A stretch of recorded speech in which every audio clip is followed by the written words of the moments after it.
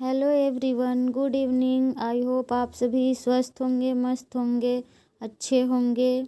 तो आज मैं आप सबको ताम्रपाषाण काल की कुछ जानकारियाँ साझा कर रही हूँ।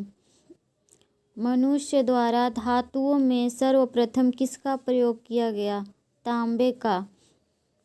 पत्थर और तांबे के उपकरणों का साथ साथ प्रयोग होने के कारण इस संस्कृति को क्या कहते हैं? ताम्रपाषाणिक काल कहते हैं। ताम्रपाषाणिक समुदाय के लोग किस प्रकार के मृद भांडों का प्रयोग करते थे? चाक पर बने काले व लाल मृद भांड का प्रयोग करते थे। भारत के मध्य और पश्चिमी भागों में ताम्रपाषाणिक संस्कृतियाँ कब लुप्त हो गई? 1200 ईसा पूर्व में या 1000 ईसा पूर्व आते आते। प्रमुख ताम्रपाषाणिक स्थल एवं संस्कृतियाँ। भारत में ताम्रपाषाण काल की बस्तियाँ किन क्षेत्रों में पाई गई हैं? दक्षिणी पूर्वी राजस्थान, मध्य प्रदेश के पश्चिमी भाग, पश्चिमी महाराष्ट्र तथा दक्षिणी पूर्वी भारत। दक्षिणी पूर्वी राजस्थान में प्रमुख पुरास्थल कौन से हैं? आहार गिलुंद। गिलुंद से किसका साक्ष्य मिला है? पक्की ईंटों का साक्ष्य मिला है। पश्चिमी मध्य प्रदेश में उत्खनित हुए स्थलों में कौन से शामिल हैं? मालवा, कायथा और ऐरन। गोदावरी की सहायक प्रवरा नदी के बाएं तट पर कौन सा पुरास्थल स्थित है? नासिक। पूर्वी भारत में गंगा तटवर्ती उल्लेखनीय ताम्रपाषाणिक स्थल कौन सा है?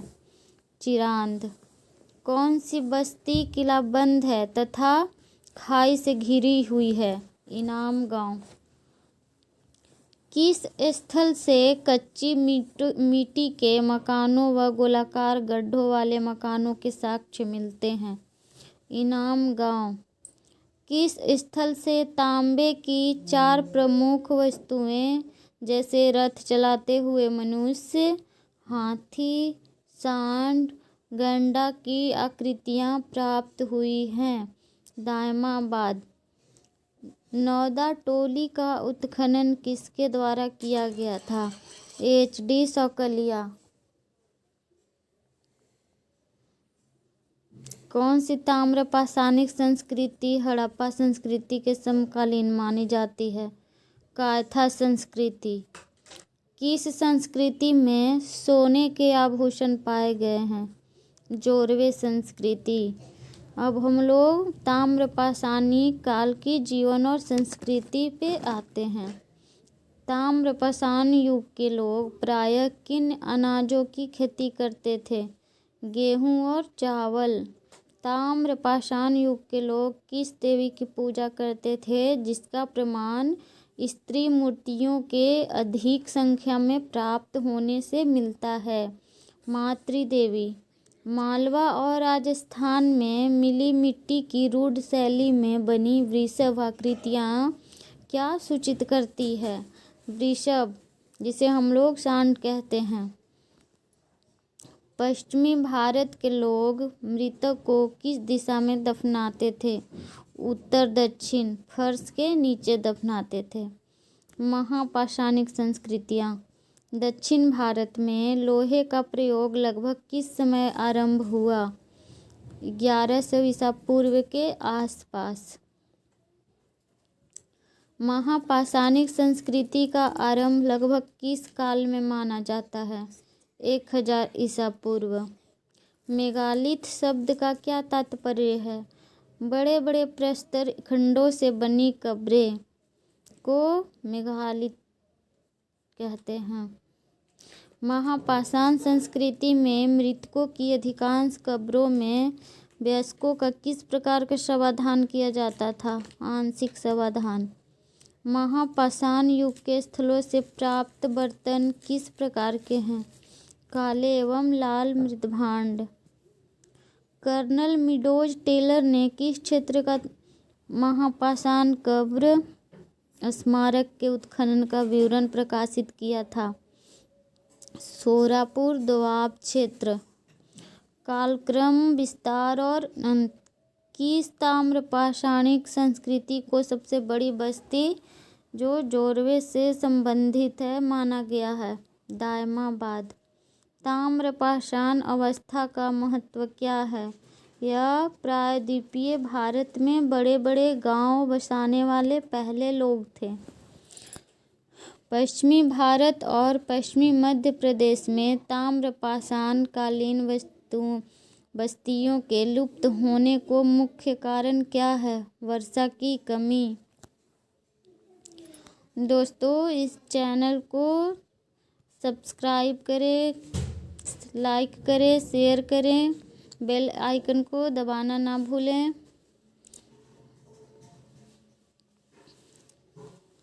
जोरवे संस्कृति। ताम्र पाषाणिक संस्कृतियों में कौन सी संस्कृति सबसे लंबे समय तक लगभग 700 ईसा पूर्व तक जीवित रही? जोरवे संस्कृति। कृषि औजार और विशिष्ट साक्ष्य। ताम्र पाषाणिक लोग गेहूं और चावल के अतिरिक्त किन दलहनी फसलों को भी पैदा करते थे? मसूर, उड़द और मूंग। तांबे के औजारों व हथियारों तथा चांदी के पतले पत्थरों का सबसे बड़ा जखीरा किस स्थान से प्राप्त हुआ है? गुगेरिया, जो कि मध्य प्रदेश में है। नौदा टोली से किस वस्तु के प्रथम साक्ष्य मिले हैं? पटसन, जिसे हम लोग जूट बोलते हैं। गणेश्वर नामक स्थल मुख्य रूप से किस बड़ी सभ्यता की तांबे की वस्तुओं की आपूर्ति करता था? हड़प्पा सभ्यता। ताम्र पाषाण काल में पूर्वी भारत में किस प्रकार का समाधान प्रचलन में था? आंशिक समाधान। दक्षिण भारत में लौह युग का प्राचीनतम चरण किन स्थलों की खुदाई के आधार पर निश्चित किया गया है? पिकलिहल और हेलूर। महापाषाण युग के कब्रों की खुदाई से प्राप्त विशिष्ट बर्तनों में शामिल है छिछली, तरतरी, प्याले, गहरे प्याले। बस्तियों की योजना और विशेषताएं। ताम्र पाषाणिक स्थलों में किस स्थान पर 2 कमरों वाले मकान मिले हैं? इनाम गांव। इनाम गांव में बस्ती का स्वरूप क्या था जो सामाजिक आर्थिक असमानता दर्शाता है? एक बड़ा मकान जो सरदार का होता था और जो केंद्र में होता था, और अन्य घर उसके चारों ओर होते थे। इनाम गांव में प्राप्त सबसे बड़े मकान, जो संभवतः सरदार या मुखिया का था, के बीच में क्या स्थित था? अनाज का भंडार गृह, जिसे हम लोग ग्रैनरी कहते हैं। किस ताम्र पाषाणिक संस्कृति को उत्तम शिल्प कौशल के लिए जाना जाता है? मालवा संस्कृति। किस स्थान पर महापाषाणिक कब्रों से लोहे के त्रिशूल प्राप्त हुए हैं? आदिचनलूर। दक्षिण भारत की महापाषाणिक संस्कृतियों को किस अन्य नाम से भी जाना जाता है? लौह युग संस्कृति। जोरवे संस्कृति का प्रमुख क्षेत्र कौन सा था? पश्चिमी महाराष्ट्र। आहार संस्कृति, जो दक्षिणी पूर्वी राजस्थान के लोगों का मुख्य व्यवसाय क्या था? तांबा गलाना और तांबे के उपकरण बनाना। दोस्तों, आप लोग को हम ये NCERT से का निचोड़ जो भी मेन है वो साझा कर रही हूँ। कृपया आप सभी चैनल को सब्सक्राइब करें, कमेंट करें, लाइक करें।